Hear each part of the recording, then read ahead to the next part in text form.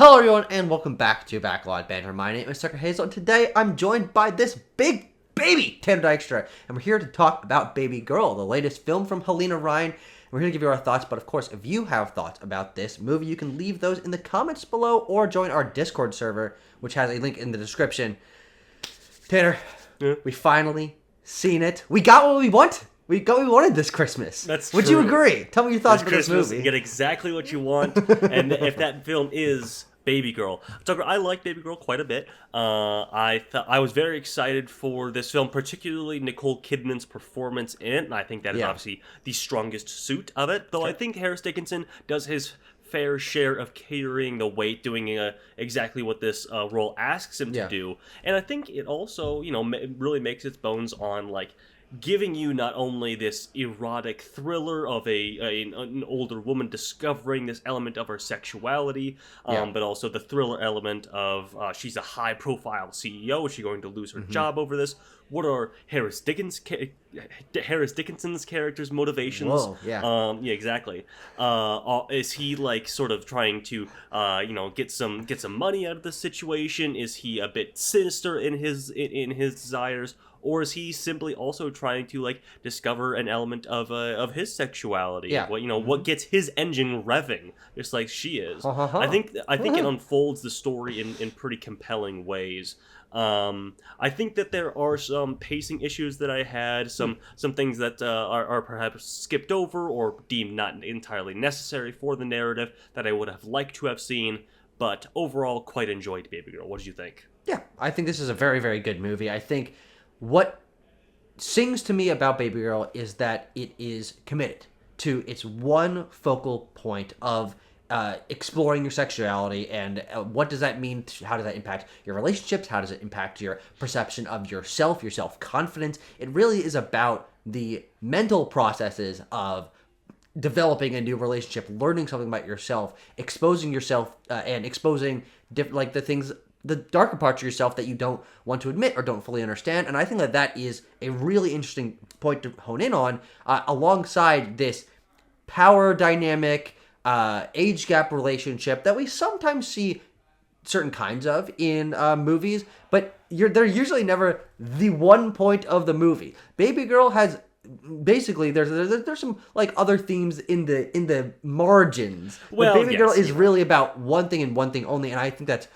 commendable, especially in the modern movie market where a lot of things are trying to have a bunch of little side stories going on and a bunch of things and just trying to sort of appeal to a lot of people. This is a erotic thriller. It's an erotic movie. I mean, it's not really a thriller. It's just an erotic movie. Yeah, it's capital E erotic, lowercase t thriller. Sure. Yeah, I guess so.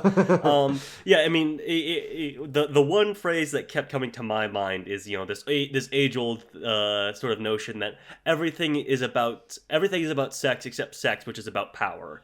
Sure. And that's kind of like the thesis statement of this movie. Yeah. So Tucker, where do we kind of want to start on talking about Babygirl? What about tennis? Or what about challengers? That's about tennis. That's not about sex or but tennis power. is about power and sex at the same time. Yeah. I want to talk about Nicole Kidman and her performance. What an amazing place to start, Tanner. How did you come up with that? Tucker, it just came to me. I love how you start every review and you're like, man, what should we cover first? You always go to the main actor. You did every time. It's smart. It's a little trick for you folks getting into movie reviewing out there. But no, I think people have called this performance of hers, shameless, fearless, very committed, and I think all of that is true. But I also think it's interesting that we come to these words for female performances, especially performances from older women who that are about sexuality. It seems a little old hat at this point to some a woman over 40 is getting naked in a movie. How fearless of her, how shameless of her. In a complimentary fashion, but it can seem a little backhanded. But she's super good in this movie, I think. Yeah. I think she carries this weight of a very clear character that a woman who is set in her ways and feels unfulfilled in many aspects of her Yeah. life, but has to put on the mask, the presence of a person who has everything she wants. She is, she is very affluent. She has a successful theater director husband. She has some children that she loves, but her children are kind of, especially the older one, I didn't like too much. She was kind of annoying, but it got purposeful, of course. But she is lacking like her carnal desires being fulfilled. And so there is that emptiness within Nicole Kidman's character that comes through, and how she sort of falls into this relationship, and especially her apprehensions about the relationship are always very well performed by Kidman. Yeah. I think here's the interesting thing about Babygirl is the erotic nature of this film is the selling point. It's the core of the narrative. But in terms of like sex scenes, one or two, one that's like in montage sort of. But this is not as much of a film about nudity or actual sexual intercourse as maybe I thought it would be going into it. And I think that's actually a strength for Nicole Kidman's performance, because what it means and why this film has a unique tone is it's much more about the mind games of the eroticism. It's much more about the manipulation and the glances across the room at the opposing member of the Babygirl dynamic. But I think that is interesting, because what it really means is that we're, for the most part, I would say the vast majority of the runtime of this movie is Nicole Kidman going about her day-to-day life as she has been living it for however long she's been in charge of this business, because she's like the CEO of a major sort of tech company. Robotics. They're doing AI as well. Yeah, kind of, but that also doesn't really make sense when you see what they're doing. I don't know. We'll maybe talk about it later. But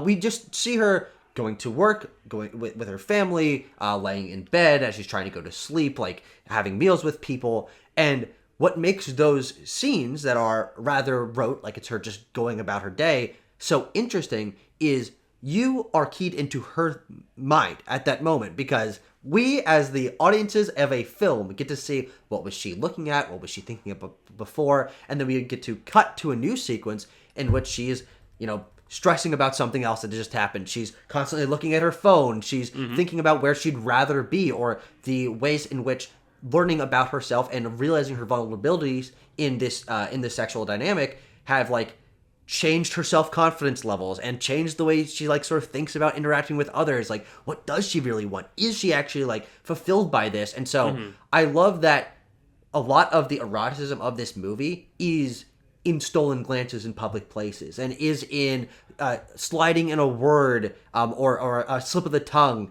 in something that otherwise no one else around them would know that this is happening, but we as the audience are like keyed into her mindset. And so you get a lot of great moments from Nicole Kidman where the gears are turning. She's standing there silently as people are talking around her, trying to make business deals, and you're like, how is she functioning right now? Because there's so much on her mind. There's so much that she's like processing about herself that I don't know how she's putting on this straight of a face in this scenario. Tucker, you bring on a good an interesting element of the sexual, the sadistic, masochistic relationship that she and Harris Dickinson share in this film, where it is less about their explicit scenes that they share alone in hotel rooms in their like countryside vacation home, and it is more about like how they can sort of probe each other, get each other going a little bit in these public settings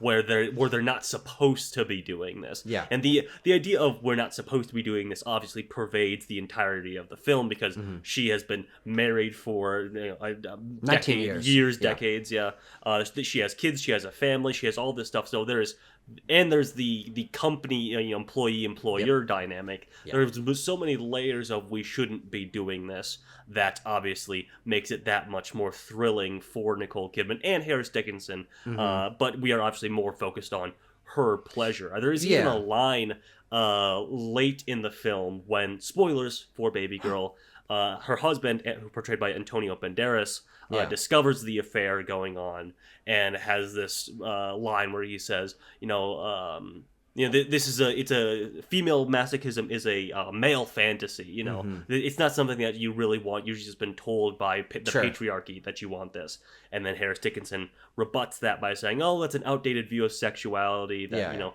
there is legitimacy to these kinks, to these perversions that many women have, that Nicole Kidman has." So yeah, that element, those lines in particular, they came a little bit out of nowhere to me. Sounded a little bit like Halina Reijn maybe talking to the audience a little bit about this, trying Sure. to assuage some fears. Yeah. As we're closing out the film, there's not a lot of that, but those lines in particular, I think, are emblematic of the entirety, or the view of like sadism, masochism, and the sexual dynamic in the entire film. And of course, we undercut that with the very premise of this being a rich and powerful woman sort of submitting herself to a male intern who has to work two jobs. Is like, there's always this comment or this thought of like, oh, the power dynamics in these sexual relationships is like, well, where are the power dynamics really? Yeah. And there's so many things feeding into it. That makes it really fascinating. Well, let's start where their relationship starts, and I think that the way that their relationship starts is why this movie is as interesting as it is. What's Nicole Kidman's character? Romy Mathis. Yes. Romy Mathis, CEO, very busy woman, just on the street in New York, sees Harris Dickinson's character calm down a dog. Yes. And that imagery of submission from the dog, like, calming down is sort of integrated into the rest of the film, kind of keys her into something as she learns more about George. What's Harris Dickinson? Samuel. I don't know where I got George from. I'm completely honest. I just pulled that one on my ass. As she learns more about Samuel, she realizes as he starts to come onto her more and more that this is something that appeals to her. And I think the drip drop nature of the way, like, it probably takes 35 minutes, 40 minutes for like their dynamic to fully develop into something that like they're actually going to a hotel room together. I think that is really key to why this movie works so well. Is there's never like a specific moment of like manipulation, boom, 100%. There is like tiny bits from Harris Dickinson's character to Nicole Kidman's character, and watching that happen and watching it build up and wondering when the other shoe is going to drop and like finally she's going to admit this, they're going to actually do something like actually sexual rather than just like these small manipulative like not like referential moments. That I think is really compelling and sets up the tone very well, but there's never like one big moment where it's like, oh, it's happening. Yeah, that's right. That's a fair point, Joe. I think that first act or so of the film is really the strongest part, as the tension is building, the foreplay potentially of the film is building. And then you get into their first sort of like actual sexual encounter in this hotel room where Harris Dickinson is almost as uncomfortable as Nicole Kidman is, or I guess I should say Romy is almost as comfortable as Samuel. Like it's very fascinating, his performance and how he plays this, because we don't get a lot of background or explanation as to what he brings into this. Because we are so focused on the life and pleasure of Romy Mathis. Yes. And it's because he plays it in this very interesting way, where he's not doing like a Christian Grey, like, you listen to me, you signed the contract, listen here, little girl. He's like, well, do you want this or don't you? Like, I'm confused. I'm getting mixed signals from you. It can seem like negging at times, but then at times he seems almost as confused as she is about what she actually wants, if they should be doing this. It's a very fine line that Halina Reijn has Harris Dickinson and his performance, his character, written in this way. Yeah, and I'd love to hear a little bit more about it from both Halina Reijn and Harris Dickinson, because obviously they're the ones that are most familiar with the character and like his background, his intentions. Because I think I took it differently to a degree.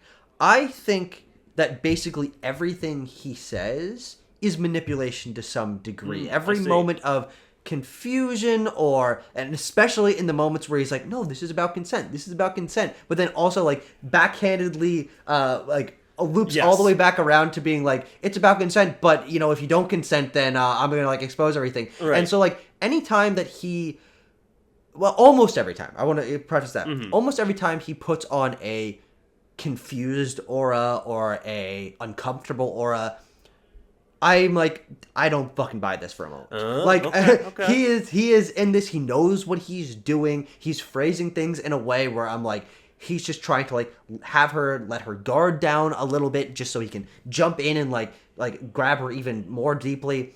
And I say mostly though, because I do think by the time that they have really sort of committed their experiences to one another, and especially the moment when they're like just like laying down in a bed, and he asks her if she can hold him. I'm like, that's a real moment of vulnerability. The like therapy scene where they're like laying next to each other, like looking they're very close to one another, and like talking about the fact that and I love that scene for another reason. They're whispering. It's barely legible what they're saying, and it gives it like this. I don't really like ASMR, but it gives us this ASMR quality where like it's very intimate. It's very quiet. And that scene, I was like, okay, there is some vulnerability to Samuel. There is some confusion, some commitment to this. But for the most part, I think that he's just manipulative basically the entire movie. But here's my question to that. For you then, with that interpretation, is that like, do you think he has some underhanded motive for being that way? I don't know. I think it is just a desire for power, a desire to feel dominant, and obviously that is in a sexual way. But I do think there's something also to this guy where he's like, it goes farther than just a sexual thing for him. Yeah, but that's a fair point, because like with his girlfriend and the other employee of this company portrayed by Sophie Wilde, Esme.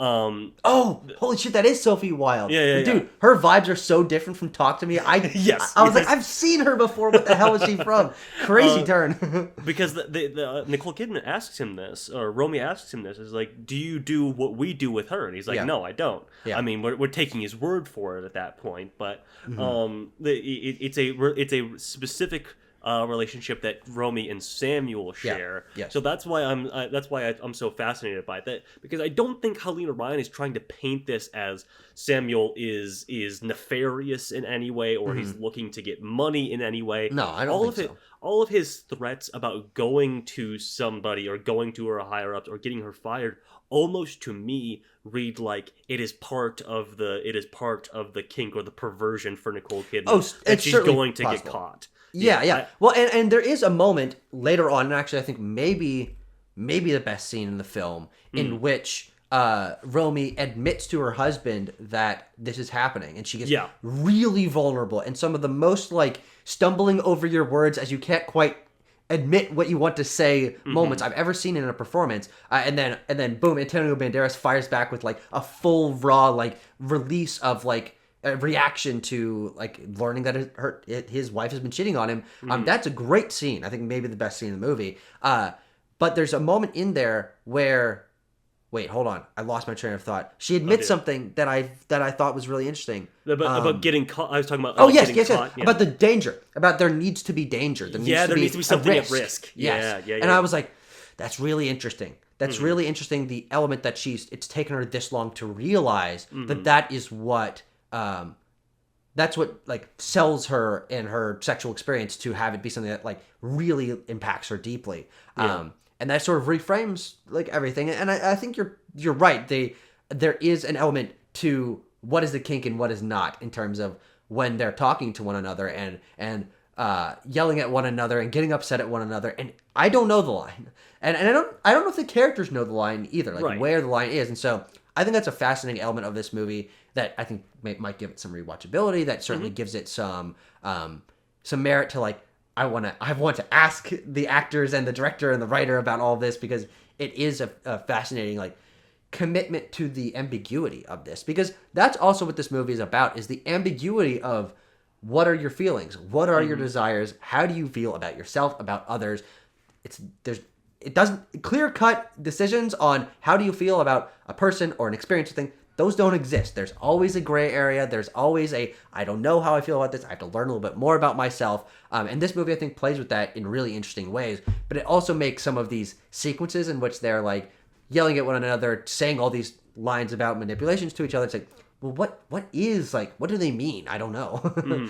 Yeah. I want to talk about some things that I wish the film had done or done a little better, perhaps. Sure. Because you said towards the beginning that there are not a lot of explicit sex scenes that are just between the two of them. I wish there were. Sure. I wish I gotta see it. No, but on a serious note, like I wish that we did get a little bit more of like how their relationship unfolds when it's just the two of them, how their sexual encounters feel and look a little bit more in detail, because there's of course that first encounter, and then the only other one that we see outside of montage is kind of when Harris Dickinson does his like dance for her. Mm-hmm. At another hotel, a much nicer one that clearly she picked. Yes, right.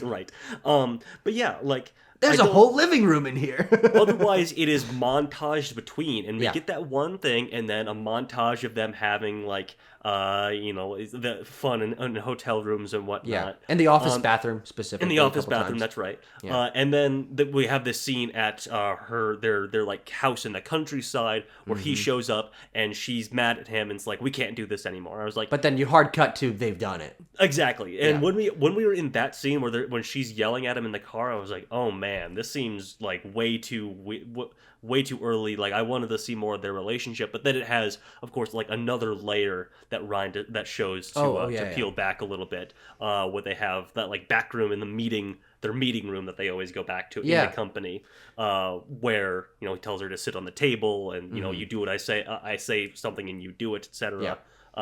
There is more of that, but I wanted another whole scene of them together, just to get a better grasp on like fully what that dynamic entails. Totally, and I think that I agree with you, especially because the one that we go the most in depth on is the first one in the crappier hotel room, and that's a really compelling sequence in which you're watching the gears turn in her head, and she like half makes a decision and then goes back on it, and I'm like, ooh, there's some really good back and forth here that you're watching her sort of decide in real time what she wants to do and what she doesn't want to do. But then you're right. The next time we see any of that, it's again back into we're half seeing it. It's hidden behind these layers. It's half in public, half not, or montage sequences. And I was curious as the movie developed, like what do they do? What is she okay with when it is just the two of them? Because most of the movie is about like testing the boundaries, like putting your toe over the line, and then put my whole foot over the line. And I agree that is an element that I felt was missing a little bit, especially because that first sequence was so compelling. I'm like, where's this gonna go? It went somewhere. We were only partly privy to it, which I think is like a little bit of a missed opportunity. And of course, the whole point of the movie, and this gets into, I think you at the beginning of the review, you mentioned like the themes on the margins a little bit that are not the sexual purely stuff. There is some things with the risk and everything that it has some class commentary in there, that she is this very rich and powerful woman, and so the only risk in her life is brought about in these very controlled sexual encounters. There is no other risk for her outside of that. I think there's also some interesting stuff sprinkled in. I like these notes that Reijn put in the script for Romy, that about her past coming from like religious what's the word I'm looking for? Upbringing? Yeah, it's not just like religious upbringing, no, but like the compounds or the communes that she mentions she's from. I don't even think I noticed that. Yeah, because like it's when Sophie Wilde like asks her, says you have an interesting name. She's like, well, I grew up in a religious commune. No, you're right. I remember that sequence, but I think I don't think the audio mixing was like excellent there, because I was like, what did she say? Whatever, it doesn't really matter. But that's a really interesting point that I wish they delved into a little bit more.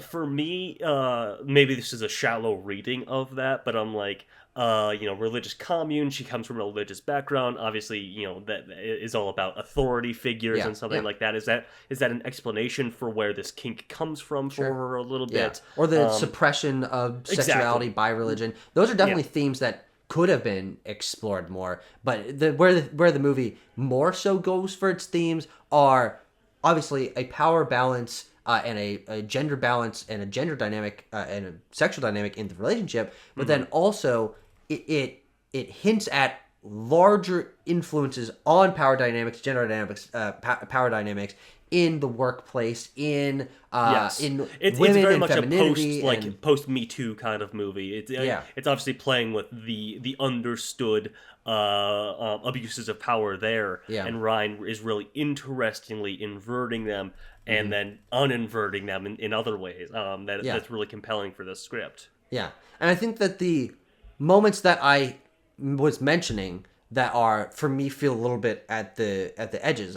Admittedly, the religious upbringing one, which I didn't catch, is one of those now. But is the role that Sophie Wilde's character plays in the movie, in which she does become, which we don't realize for a while, but she does become Samuel's girlfriend. They're dating to some degree. It's also unclear how long does this movie take place on? Like, I don't know the time scale. It's like a Christmas movie, but it's like seemingly always around Christmas. Even though a long period of time is unfolding. Or maybe not. It's hard to tell.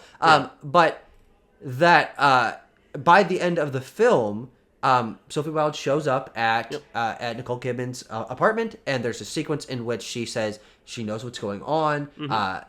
She doesn't want her to be seeing Samuel anymore, and that she wants what she deserves. And this is another interesting element of manipulation and power dynamic is, I will expose you. I don't want to do this, but I will expose you if I don't get what I want. a woman in a high position of power, and I think there are not enough of those. I don't want to sort of expose this relationship that you're having, which is like a whole other can of worms. And I want to shape you, or want you to be the kind of woman that I wanted to look up to as a kid. I'm like, that's a really interesting moment of... I'm going to blackmail you into doing something good, i.e. making more positions for women in your company. Yeah. And there are also these other moments, especially, again, from Sophie Wilde's character, where it's, I think, well established that that's part of her goals. She talks to Nicole Kidman about that a couple times. She's like, talking about wanting to get a raise, talks to another member of the company about setting up... more opportunities for women to move up in the company. Or that's a little ambiguous, pilot program or something. So I think that element is established, but because Sophie Wilde is very much a side character in this movie, there isn't really a lot of time devoted to what does that mean to Romy. Like, we don't know what she like offhandedly say some things, but it's like we don't really delve into that. And I think that comes to one other thing that I criticize a little bit about the movie, which is, even though this movie works as well as it is because it's committed to exploring Romy's mindset, I do wish that, especially for Samuel, we were given a little bit more about him. I think that the dynamic definitely feels off balance in the script way, because we don't know anything about this guy. We don't see any of his private life. We don't know if he's done this before. We don't know what might have caused him to, if there is a cause to have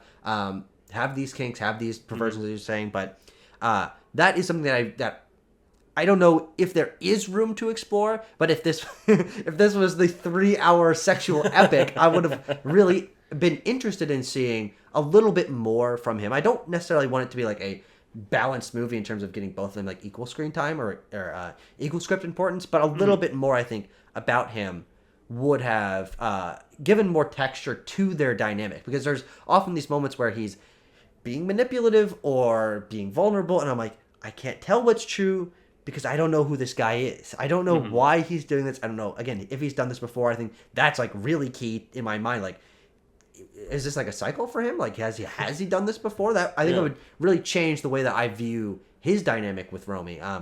But at the end of the day, like, that's not super important, because I understand like, where you make the cuts, but right. Well, the question then becomes like, does Romy know anything about him either? And that goes back into like the what are the moments that they're sharing that are more intimate, as opposed to the moments that they're sharing at work or public functions or things like that. What do they talk about? What do they do? Which we already went over. End of the movie, he's just like, he's gone. He goes to Australia or something, right? Tokyo, that's right. Yeah.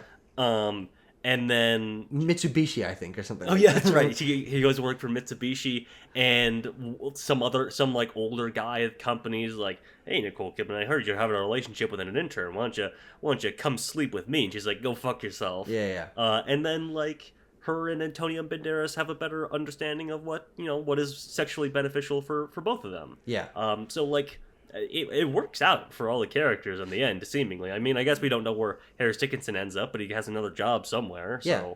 Well, and we also see Sophie Wilde's character it's like a promotion recording she's like recording a presentation or something about power of women in the workplace, and so it's like, you're right, like it's a really happy ending for a movie with like as much tension and high stakes as it has. It's interesting that it, for this kind of movie, has a Hollywood ending. I mean, no one dies, no one we don't like skip off into the sunset, but Antonio Banderas and Nicole Kidman having like a really intimate, like, happy moment together is about as close as you're gonna get to one of those in a movie like this. And the only other thing I wanted to bring up is what is it? Isabel, the eldest daughter of Romy and Jacob, Antonio Banderas' character, has this moment where like she has a girlfriend, and then in their country home, like, has a girl that she's seeing on the side too, and she's like, "Well, I do love my girlfriend, but I'm just having fun with this other girl," which is like a very direct Nicole Kidman. You can't chastise her because you're doing the exact same thing. Which is just interesting, and like that doesn't even come to a head at any point in the movie either. It's a really clean tying the bow at the end of the movie ending. No space for Babygirl 2. No space for Babygirl 2, unfortunately. Which I don't know. I feel like you'd be really changing the movie if you asked for like a different, darker ending or something. But I'm not really sure how I feel about everyone getting a happy ending at the end. But I don't know. That doesn't weigh too heavily as a negative. Tucker, I'm gonna give this a 8.1 out of 10. 1? Okay. Yeah, I'll say 8.3. I think this is an excellent movie. I think that Halina Reijn has really entrenched herself as a director that I think is worth watching. I mean, I've liked all of her movies so far. Both of them. But this one does, I think, feel more mature, not only in its subject matter, but also this is a really well shot film. It looks expensive, which is interesting for an A24 movie. I mean, high rises, really clean offices, lots of sets. I mean, there's a lot of variety in this movie, in the locations, big parties, lots of extras, which I think really does work for the tone of this movie, which is, as we were saying, mostly about the sequences in public and like just going about your life. And she's a CEO, so you gotta commit to the production value. Right.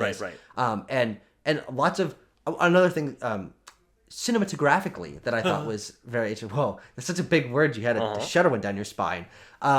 Is a lot of like big crane shots. And I was like, that's really interesting. I was like, ooh, what does this mean for the theme thematics? Ooh, I'm turning on my film analysis brain. And to me, it's more like a voyeuristic thing. And for sure. Like a rear window, like watching someone from like far away and like trying to get a glimpse of them. There are a lot of these shots that are like a reverse shot of like what are they looking at, and it's Harris Dickinson and / or Nicole Kidman like far away, like outside or things like that. I mean, a lot of we've already talked about how seemingly a lot of their sexual fulfillment comes from doing this in public, being seen by people and getting away with it, etc. So and another just small thing that I was thinking about a couple times during the movie. There's one moment of this movie, sound design wise, that I think was really interesting. And it's the first moment after. There's like this whole thing about like him being her being his mentor or something like that. There's a mentor and, like, program. Not really wanting to do that, and he's like, "You didn't respond to the email," and then she's like, I'll think about it. She walks away, and like obviously the gears are turning for her like quite heavily at that time. But one moment that I really liked, and Halina Reijn, if you're watching this, I appreciate this in the mix, is the new walk stop thing that says wait. weight is like shit. playing very heavily in the mix, and I I'm see. like, number one, never seen that in a movie. Like I've heard that plenty of times in my life, but like it makes a film feel contemporary because that's something that's only been developed over the last like decade or something. But the loud weight being played over like her like thinking about if this is something she should pursue, I was like, that's a good moment of like clever filmmaking where no one else is. You got to be keyed in to notice that. Yeah, that's true. But I was like, ooh, that's clever. Last thing for me. Speaking of sound, you reminded me. I wanted to bring up the score and like the huffing and the breathiness. Of the score, and the vocals in the score. Like that a lot. Super good. Yep. But great movie. Go watch it. Hope it sticks around some award stuff. I don't know. We'll see. But yeah, maybe. Fingers crossed. See you guys next time. Hello, everyone, and welcome back to Backlot Banter. My name is Tucker Hazel, and today I am joined by this big baby, Tanner Dykstra. And today we're here to talk about Babygirl, the latest film from Halina Reijn. And we are going to tell you our thoughts about it. But of course, if you have seen it and have thoughts of your own, you can leave those thoughts in the comments in the description. No, you know, I need to start over. I'm saying all sorts of shit that's not even accurate. You can't leave comments in the description. That'd be a fucking lie. Everyone would be going to the description like, why can't I leave a comment? What the fuck? I'm trying to type. I can't type anything. He told me to go there. He's a liar. He's a liar. Then they snap the computer over their knee. But then, Tanner, we invest in computer companies, and then and their stocks skyrocket because everyone's buying new computers. Everyone's buying new computers, and we make money. I don't